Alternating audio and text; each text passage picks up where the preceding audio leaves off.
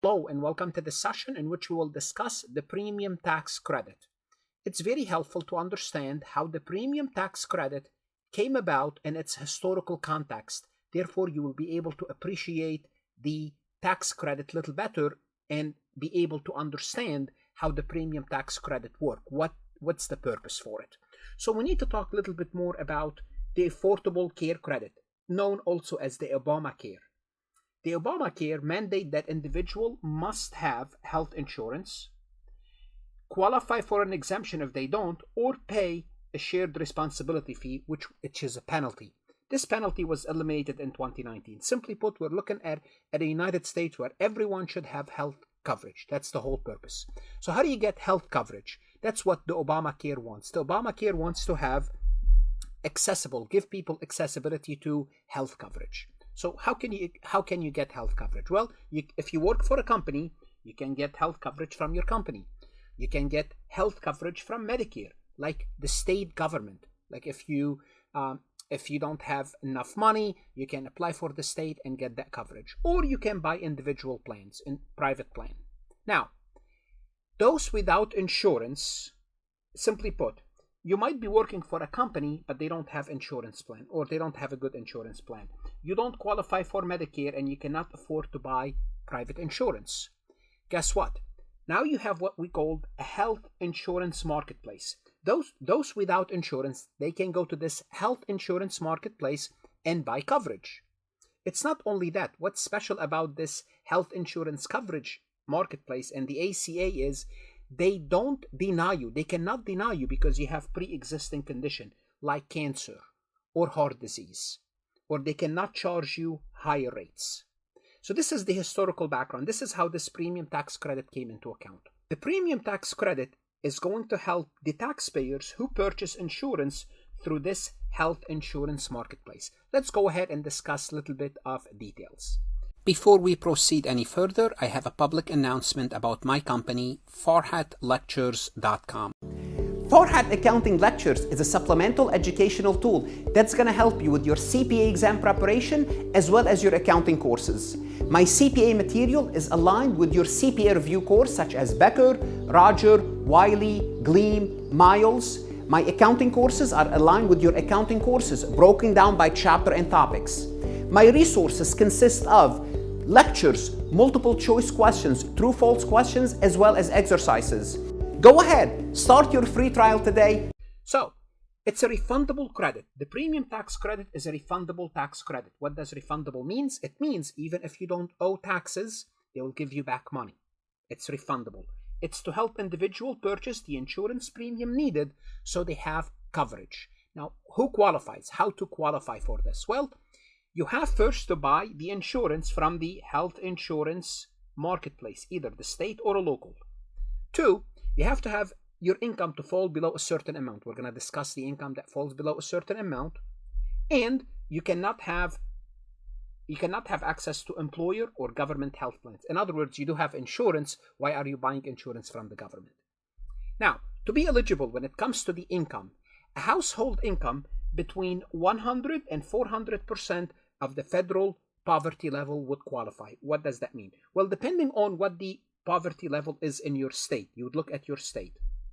And let's assume the poverty level in your state is for the sake of simplicity, 30,000. Let's make it for couples with no children, just let's make it 15,000. So for couple with no children, so you just husband and wife, couple with no children, couple 0, you don't have any children. Let's assume for the sake of illustration, the poverty level is 15%. You would qualify up to, if your household income up to 400 times, so up to 60,000, as long as your income for a couple up to 60,000 and your poverty level is 15 in your state, up to 60,000 you would qualify. So it will qualify you under the income level. This is how you qualify. Now, if your income level is below 100%, so if the poverty level is 15 and your household is below 15, then you would qualify for federal or state health insurance program, where it's basically the welfare system will take care of it.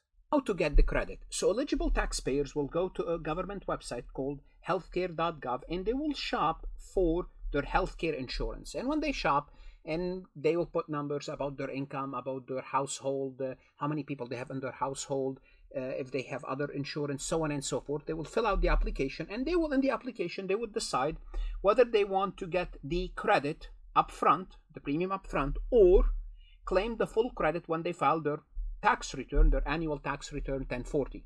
So remember, when they do this, they estimate, because you don't know how much money you're going to be making, but you will estimate. Now, an option when obtaining health insurance marketplace. This is an option, so you could either get the credit up front or wait until you, at the end of the year when you file your tax return. What happens if you made a mistake and, for example, you assume that your income will be 40,000 and your income happens to be 60,000? Obviously, you would qualify for less credit. So if you receive the credit up front, at the end of the year, what you do is you would reconcile. You're going to file your tax return. If you receive extra credit, extra money, you would repay this money in form of taxes, or you would reduce your current refund. So if you're getting a refund, your refund would be reduced because you have to pay back the government. Let's assume you estimated your income to be 40,000, and when you file your income tax return, you only had 30,000 in income. Well, here you're gonna receive more. If you receive less than what you qualify for, then your refund will go up. But how much is the credit itself? Well, here's the value of it. The premium credit is the lesser of two values. The premium, what you paid for the insurance bought from the marketplace, or the difference between the premium for the second lowest cost silver plan. I'm just going to call this silver plan. What is this silver plan? It's a number, it's a silver plan. It's a cost of a health insurance silver plan. There's different type of health insurance silver plan. They will compare your cost to that silver plan, and it will be provided on form 1095A. I will show it to you later. All what you have to know is this. The amount of the credit is what you paid, the lesser of what you paid, or the difference between the silver plan and what should have been your contribution. Now, what is this number? We're going to compute your contribution. What should have been your contribution? The difference between those two. That's basically what we're looking for. The best way to illustrate this is to look at an example. Don't worry, there's a lot of number on the screen. We will simplify it. So, let's assume John is a single taxpayer with no dependents. John purchased a health insurance coverage on the marketplace paying $5,000 in premium. So he went to that healthcare.gov and purchased a $5 insurance premium. John's household income is $32,000, and $32,000 is 235% of the federal poverty level of a family of his size. How did we know this? Well, we go here, person and family household, 1, John by himself. The poverty guideline for a person in his state is $13,559. If we take his income divided by the poverty level, it's 235%. Just wait how we're going to use this number. Then the silver plan, you remember the silver plan is something will be given to you. It will be given in the real world as well. When you apply, they just tell you at the end of the year, or they will tell you when you're applying, this is the silver plan.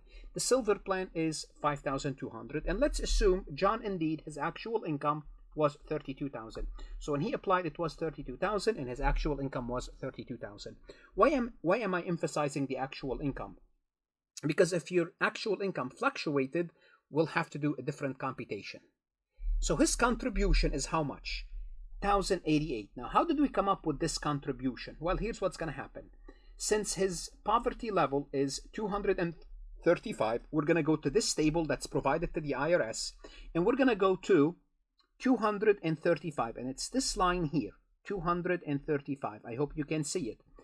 If form 98962 line 8 is this much, this is your rate, 0.0340. Now, what is this line 8962? Wait a second, let me show you this. This is form 8962. So what you do is, you remember that poverty computation I just did? This is at the end of the year. You do it when you get your actual income, and this is where you get this number, 235. So if your line 5 is 235%, you would use this percentage, 0.0340, and that is going to determine your contribution, how much you should have contributed. Well, you should have contributed $1,088. Simply put, your out-of-pocket money without the government help should have been $1,088. Now, what's the credit equal to? The credit equal to lower of the premium, which is $5,000, or the silver plan minus what you should have paid. So simply put, the silver plan was $5,200. Based on your income, you should have paid $1,088 the government's going to give you the difference, 4,112.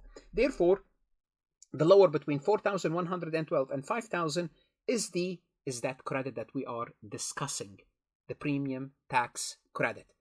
The premium tax credit. Now also what you receive at the end of the year is this 1095A, and it's going to show you, this is health insurance marketplace statement. It's going to show you how much premium you paid. Remember, John paid 5,000. It will show here. It will show the silver plan premium. It should have been 5,200, and if you received any credit, it will be listed here. So if John already applied, let's assume, just make this a little bit more interesting. Let's assume John's premium over that year since he purchased it received in credit $3,500 in credit upfront. Then the government would still owe John the difference. Now let's assume John, on the other hand, happens to receive 4,500 in credits upfront. Then guess what? John received more credit than he would qualify for, and he would owe this money. This is the simplest way I can explain to you this premium tax credit. I'm not sure how else to do it, but that's pretty much what you have to know for whether you are studying for the CPA exam or as an income tax course. And if you're a preparer, if you are using this in the real world, the software should do it, should you input all the information. And this place here, this is the computation that we did on the previous slide, but this goes on form 8962, but the software will do it for you. But you have to understand what's going on. What should you do now? You want to go to Farhat lectures, look at additional resources, multiple choice questions, additional lectures. That's going to help you what? Do better on the CPA exam, do better in your income tax course. Invest in yourself. Good luck, study hard, and of course, stay safe.